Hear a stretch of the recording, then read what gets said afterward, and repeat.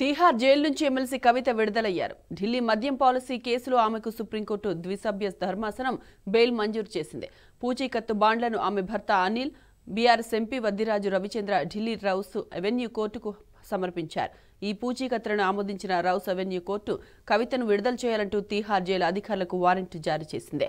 దీంతో మంగళవారం రాత్రి జైలు నుంచి విడుదలయ్యారు. మాజీ మంత్రులు కేటీఆర్, హరీష్ రావు, బీఆర్ఎస్ నాయకులు జైలు వద్దకు చేరుకుని కవితకు స్వాగతం పలికారు.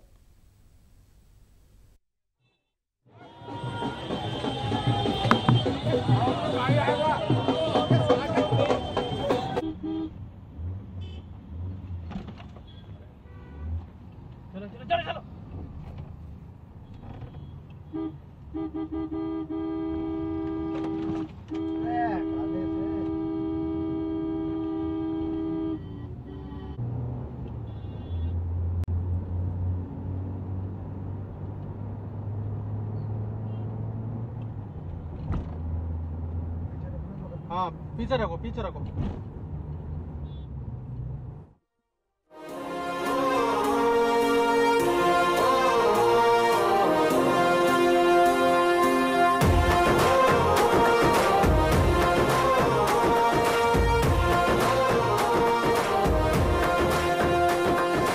పేదల గడపన పొద్దునువై వెలుగులు పంచుదవో, ఆకలి కడుపుకు మెతుకునువై ఆకలి తీర్చుదవో, పోరాటాల జెండనువై సమరం నడుపుతావో, సాయం అంటే ఆ క్షణమే అమ్మై కదులుతావో, బిగిసిన పిడికిలి నువ్వై అడుగులు వేశావు, ఉద్యమ నేత అడుగుల్లో అడుగులు వేశావు, జాగృత పరిచే స్వరమై బతుకమ్మను ఎత్తినవు. కవితమ్మ నీ వెంట నిరుపేదల చేయుతా, కవితమ్మ మా వెంట నువ్వుంటే కొండంతా. కవితమ్మ నీ వెంట నిరుపేదల చేయుతా, కవితమ్మ మా వెంట నువ్వుంటే కొండంతా.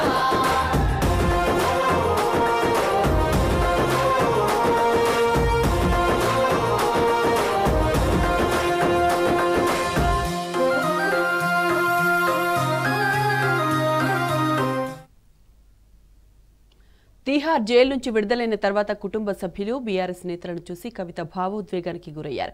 ఈ సందర్భంగా ఆమె మీడియాతో మాట్లాడారు. పిల్లలను వదిలి 5.5 నెలలు జైల్లో ఉండడం ఇబ్బందికర విషయమన్నారు. నేను కేసీఆర్ బిడ్డను తప్పు చేసే ప్రసక్తే లేదన్నారు. మొండిదాన్ని, మంచిదాన్ని, అనవసరంగా నన్ను జైలుకు పంపి జగమొండిని చేశారని వ్యాఖ్యానించారు. తన కుటుంబాన్ని ఇబ్బందులకు గురి చేసిన వారికి వడ్డీతో సహా చెల్లిస్తారని ప్రకటించారు. చట్టబద్ధంగా పోరాటం కొనసాగిస్తారని, క్షేత్రస్థాయిలో మరింత నిబద్ధతగా పనిచేస్తారని కవిత తెలిపారు. కష్ట సమయంలో తన కుటుంబానికి తోడుగా ఉన్న వారికి ధన్యవాదాలు తెలిపారు. జై తెలంగాణ, జై తెలంగాణ, జై తెలంగాణ. అందరికీ నమస్కారం. 5.5 నెలల తర్వాత మీ అందరినీ కలవడం చాలా సంతోషం. ఇవాళ ఇక్కడికి వచ్చినటువంటి బీఆర్ఎస్ పార్టీ కార్యకర్తలకు, అందరికీ, మీడియా మిత్రులకు హృదయపూర్వకంగా నమస్కారాలు. 18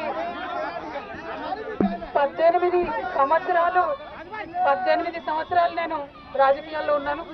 ఎన్నో ఎత్తుపల్లాలు చూశాను. కానీ పర్సనల్ గా నాకైనా, నా కుటుంబానికైనా, ఒక తల్లిగా పిల్లల్ని వదిలి 5.5 నెలలు ఉండడం అన్నది చాలా ఇబ్బందికరమైన విషయం. ఇటువంటి ఇబ్బందులకు నన్ను, నా కుటుంబాన్ని కాల్ చేసిన వారికి తప్పకుండా వడ్డీ సమేతంగా చెల్లిస్తాం. సమయం వస్తుంది, తప్పకుండా చెల్లిస్తాం. అదేవిధంగా ఇటువంటి కష్ట సమయంలో మాకు, మా కుటుంబానికి తోడున్నటువంటి వారందరికీ హృదయపూర్వకంగా పాదాభివందనాలు తెలియజేస్తా ఉన్నాము. అందరికీ కూడా ధన్యవాదాలు. आप सभी को मेरा धन्यवाद, आप सभी को मेरा धन्यवाद. 5.5 महीने के बाद आज फैमिली से, मेरे बेटे से, पति से, मेरे भाई से, सबसे मिलके थोड़ा हम भावुक हो गए हैं. लेकिन इस स्थिति के लिए जो रेस्पॉन्सिबल है वो सिर्फ और सिर्फ राजनीति है. आप सभी जानते हो, पूरा देश जानता है, सिर्फ राजनीति के वजह से हमें जेल में डाला गया है. हमारा कोई गलती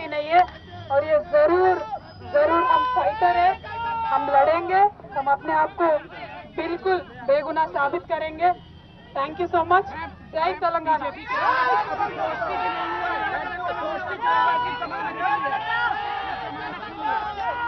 ఎవరి గురించి చెప్పే అవసరం లేదు మనము నేను తెలంగాణ బిడ్డను, నేను కేసీఆర్ బిడ్డను, నేను తప్పు చేసే ప్రసక్తే లేదు. నేను మొండిదాన్ని, మంచిదాన్ని అనవసరంగా జైలుకు పంపి నన్ను జగమొండిని చేసిండ్రు. ఇంకా ప్రజాక్షేత్రంలో గట్టిగా పనిచేస్తాం, కమిట్మెంట్ తో పనిచేస్తాం, అందరితో కూడా నిలబడి ఉంటామని తెలియజేస్తున్నాం. We were always tough. We are fighters. We will fight it out legally. We will fight it out politically. We were always tough. By sending us to jail illegally, they only made BRS and KCR's team unbreakable. Thank you. Jai Telangana. Jai Hind. BRS MLC Kavitha bail పిటిషన్పై విచారించిన justice BR Gavai, justice Viswanath ద్విసభ్య ధర్మాసనం ED, CBI కేసులో bail మంజూరు చేస్తూ ఉత్తర్వులు జారీ చేసింది. ఈ సందర్భంగా బెయిల్ మంజూరుకు సుప్రీంకోర్టు 3 ప్రధాన కారణాలు చెప్పింది. సీబీఐ తుది ఛార్జిషీట్ దాఖలు చేసిందని, ఈడీ దర్యాప్తు పూర్తి చేసిందని సుప్రీంకోర్టు వ్యాఖ్యానించింది. నిందితురాలు జైలులో ఉండాల్సిన అవసరం లేదని, అందుకే కవితకు బెయిల్ మంజూరు చేస్తున్నామని స్పష్టం చేసింది. మహిళగా కూడా పరిగణించాల్సిన అవసరం ఉందని పేర్కొంది. ఇదే సమయంలో బెయిల్తో పాటు కొన్ని షరతులు విధించిన ధర్మాసనం ఒక్కో కేసులో 10 లక్షల పూచీకత్తు సమర్పించాలని, సాక్షులను ప్రభావితం చేయరాదని ఆదేశించింది. పాస్పోర్ట్ను కింది కోర్టులో డిపాజిట్ చేయరని సూచించింది.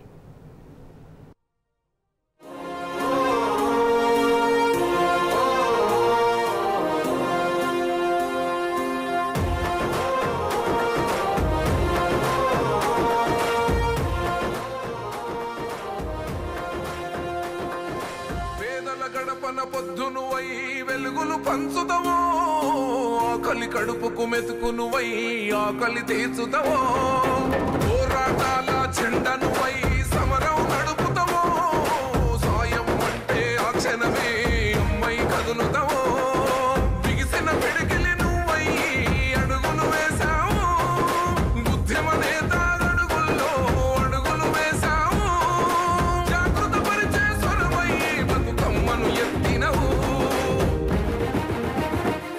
కవితమ్మ నీ వెంట నిరుపేదల చేయుతా, కవితమ్మ మా వెంట నువ్వుంటే కొండంతా.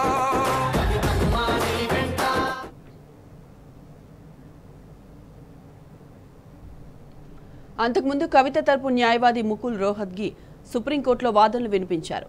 ఈడీ కేసులో కవిత 5 నెలలుగా, సీబీఐ కేసులో 4 నెలలుగా జైల్లో ఉన్నారని కోర్టు దృష్టికి తీసుకెళ్లారు. కేసులో 493 మంది సాక్షులను విచారించారని, ఒక మహిళగా కవిత బెయిల్కు అర్హురాలని తెలిపారు. కవిత మాజీ ఎంపీ అని, ఆమె ఎక్కడికి వెళ్లరని చెప్పారు. 100 కోట్ల ముడుపుల ఆరోపణలో ఎలాంటి వాస్తవం లేదన్న ముకుల్ రోహత్గి కవిత నుంచి ఇప్పటి వరకు ఎలాంటి సొమ్ము రికవరీ చేయలేదన్నారు.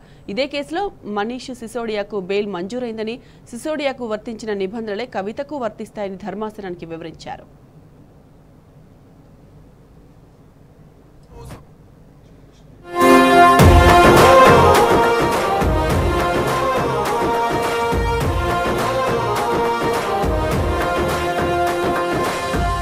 గడపన పొద్దునువై వెలుగులు పంచుదవో, ఆకలి కడుపుకు మెతుకునువై ఆకలి తీర్చుదవో, పోరాటాల జెండనువై సమరం నడుపుతావో, సాయం అంటే ఆ క్షణమే అమ్మై కదులుతావో.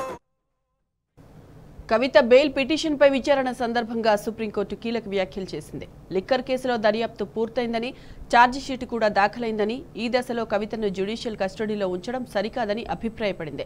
సెక్షన్ 45 ప్రకారం ఒక మహిళ బెయిల్ పొందేందుకు అర్హత ఉందని ధర్మాసనం తెలిపింది. గతంలో ఢిల్లీ హైకోర్టు ఇచ్చిన తీర్పును కొట్టిపారేసింది. సెక్షన్ 45 అనేది దుర్బల మహిళగా మాత్రమే వర్తిస్తుందని హైకోర్టు జడ్జి వ్యవహరించారని పేర్కొంది. సెక్షన్ 45 పై కోర్టులు సున్నితంగా వ్యవహరించారని చెప్పింది. ఒక మహిళ విద్యాధికారాలు అయినంత మాత్రాన ఆమెకు బెయిల్ నిరాకరించడం సరికాదని తెలిపింది. ఈ మేరకు బెయిల్ను మంజూరు చేసింది. కేసు రిజిస్టర్ అవడం జరిగింది కోర్టులో. 3వ ధర్మస్థానం జస్టిస్ గవాయి, జస్టిస్ విశ్వనాథన్ ధర్మస్థానంలో కేసు వచ్చింది. మా వాదనలు మేము వినిపించడం జరిగింది. వినిపించిన తర్వాత ఈడీ అండ్ సిబిఐ వాళ్ళ వాదనలు వాళ్ళు వినిపించడం జరిగింది. అయితే ఈరోజు కోర్టులో స్పష్టంగా జడ్జి గారు చెప్పడం జరిగింది, దిస్ ఇస్ అన్ఫేర్ ప్రాసిక్యూషన్, కావాలని చెప్పే తనని పిక్ అండ్ చూస్ చేసి తను అరెస్ట్ చేశారు. తన అరెస్ట్ లీగల్, అన్ఫేర్ ప్రాసిక్యూషన్. ఎందుకంటే దీనికి ఉదాహరణ ఏంటంటే మాగుంట శ్రీనివాసరెడ్డి గారు స్టేట్మెంట్ చదివారు ఈడీ కౌన్సిల్. దాంట్లో ఏమన్నారంటే ఫస్ట్ నేను కేజ్రీవాల్తో కలిశాను, అక్కడి నుంచి ఇదంతా స్టార్ట్ అయింది, కవిత గారిని కలిసిన తర్వాత అంతా స్టార్ట్ అయిందని అన్నారు. కవిత గారు వారిని రిక్వెస్ట్ చేశారు ఇన్వెస్ట్ చేయడానికి అని అన్నారు. అన్నాక మాగుంట శ్రీనివాసరెడ్డిని అక్యూజ్గానే పెట్టలేవు ఈరోజు వరకు. This is totally unfair prosecution. ఇంకొక విషయం కోర్టు ఏమన్నదంటే ఒక్కొక్క విట్నెస్ని, ఒక్కొక్క అక్యూజ్ని వాళ్ళు 6 నుంచి 8 స్టేట్మెంట్స్ ఉన్నాయి, కానీ వాళ్ళు ఒకటే స్టేట్మెంట్ అరెస్ట్ అయినాక ఇచ్చిన స్టేట్మెంటే తీసుకుంటున్నారు. కోర్టు అది కూడా అడిగింది, ఎందుకు ఇంతకుముందు ఇచ్చిన 4 కానీ 5 కానీ స్టేట్మెంట్లు పరిగణలోకి ఎందుకు తీసుకోలేదని. దానికి వాళ్ళ దగ్గర ఆన్సర్ లేదు. సో వాళ్ళు 5 సార్లు స్టేట్మెంట్లు ఇచ్చినా దాంట్లో ఏముండదు. దట్ నథింగ్ అగేన్స్ట్ మీ, నేను ఎఫ్ఐఆర్లో లేదు, ఎక్కడ లేను, నేను ఆ స్టేట్మెంట్లు ఎక్కడ కూడా లేదు. తర్వాత వాళ్ళు అరెస్ట్ చేసిన తర్వాత మేము సఫర్ చేస్తాం, ఇబ్బంది పెడతామంటే తను ఒక స్టేట్మెంట్ ఇస్తారు, ఈ క్రైమ్కి నాకు సంబంధం ఉందనో సమ్ ఎక్స్వైజెడ్ స్టేట్మెంట్ ఇస్తారు. ఆ ఒక్క స్టేట్మెంట్ని రిలే అరెస్ట్ అవుతారు. సుప్రీంకోర్టు చెప్పడం జరిగింది ఎవరైతే స్టేట్మెంట్స్ ఇచ్చారో అగేన్స్ట్గా వాళ్ళు అక్యూజ్ కూడా కాదు ఈరోజు. సో టోటల్ అన్ఫేర్ ప్రాసిక్యూషన్ అయింది. ఇన్ని రోజులు తన అన్యాయంగా లోపల కస్టడీలో పెట్టారని చెప్పడం జరిగింది. అండ్ మహిళకి వర్తించదని ఢిల్లీ హైకోర్టు జడ్జిమెంట్ ఇచ్చింది. దాన్ని కూడా తిప్పికొట్టి సుప్రీంకోర్టు ధర్మస్థానము మహిళా ఎగ్జామ్షన్ వస్తుంటుంది సెక్షన్ 45 ప్రొవిజన్లో. తన మహిళ అయినంత మాత్రాన తనకి అంటే వీళ్ళు ఇచ్చిన డిస్టింగ్విష్మెంట్ హైకోర్టు ఏమన్నారంటే చదువుకున్నారు, ఇన్ఫ్లుయెన్షియల్ మహిళ, అందుకనే తను వేరే మహిళ కేటగిరీలోకి వస్తుందని అన్నారు. సుప్రీంకోర్టు ఈరోజు క్లియర్గా చెప్పడం జరిగింది, ఎక్కువ చదివినంత మాత్రానో, ఎంపీ అయినంత మాత్రానో, ఎమ్మెల్యే అయినంత మాత్రానో తను మహిళ కాకుండా పోదు. ఆ జడ్జిమెంట్ని టోటల్గా క్వాష్ చేశారు. ఆ జడ్జిమెంట్ ఎక్కడ కూడా బైండింగ్ కాదు అని చెప్పడం జరిగింది. సుప్రీంకోర్టు ఇంతకుముందు ఒక జడ్జిమెంట్ చెప్తే ఆ జడ్జిమెంట్ని తప్పుగా కోట్ చేశారండి హైకోర్టుని సుప్రీంకోర్టు చెప్పడం జరిగింది. సో ఇవన్నీ చూసుకుంటే అసలు అరెస్ట్కి వీళ్ళ దగ్గర మెటీరియల్ లేదు. నేను మొదటి నుంచి చెప్పుకుంటూ వచ్చాను, అరెస్ట్ అయింది 15th March, ఆ రోజు నుంచే నేను చెప్పుకుంటూ వచ్చాను ఈ arrest it self is illegal అని. ఇదో అదే జరిగింది. సుప్రీంకోర్టు ఈరోజు అదే చెప్పింది, అరెస్ట్ ఈజ్ ఇల్లీగల్ అన్నది. తను బెయిల్ పెట్టాల్సిన అవసరం లేదు. 500 మంది విట్నెస్లు ఉన్నారు. మీకు చిన్న ఉదాహరణ ఇస్తాను, 500 విట్నెస్ ఇంటూ 40 అక్యూజ్ కౌన్సిల్స్ లెక్కేసుకుంటే 20,000 days అవుతుంది. ఒక్కరోజు ఒక్కరు క్రాస్ ఎగ్జామినేషన్ చేస్తే 20,000 రోజులు అవుతుంది. దీనిలో punishment, highest punishment 7 years. And supreme court ఈరోజు అన్నది ఒక్క 1 రూపీ కూడా మనీ ట్రయల్ లింకింగ్ జరగలేదు కవిత గారికి. బుచ్చిబాబు గురించి మాట్లాడడం జరిగింది, ఈడీ వాళ్ళ తరఫున న్యాయవాది. బుచ్చిబాబు అక్యూజ్డే కాదు, ఈడీలో తనకు పైసలు వచ్చాయని అన్నారు వాళ్ళు, తను అక్యూజ్డే కాదు. సో అన్ఫేర్ ప్రాసిక్యూషన్గా చేయడం వలన కవిత గారికి బెయిల్ ఇవ్వడం జరిగింది. కవిత గారి ఇన్వాల్వ్మెంట్ లేదు. అండ్ ఒక్కటి స్పష్టంగా చేస్తున్నాను, అరెస్ట్ అయిన రోజు కవిత గారు అన్నారు కడిగిన ముత్యంలా బయటకు వస్తా అని. యు మార్క్ మై వర్డ్స్, కడిగిన ముత్యంలా బయటకు వస్తా అన్నారు. సుప్రీంకోర్టు క్లియర్ ఫైండింగ్ ఇచ్చింది తనకి ఎటువంటి ఇన్వాల్వ్మెంట్ లేదు అని. కండిషన్స్ సిసోడియా గారికి ఇచ్చిన కండిషన్సే పెట్టారు. 10 లక్షలు 2 షూరిటీలు పెట్టమన్నారు, పాస్పోర్ట్ సరెండర్ చేయమన్నారు. సో అవన్నీ జనరల్ కండిషన్స్, అవన్నీ చేస్తాము. అండ్ ఎటువంటి ఆఫీస్ ముందు రిపోర్ట్ చేయాల్సిన అవసరం లేదని కూడా సుప్రీంకోర్టు స్పష్టం చేసింది.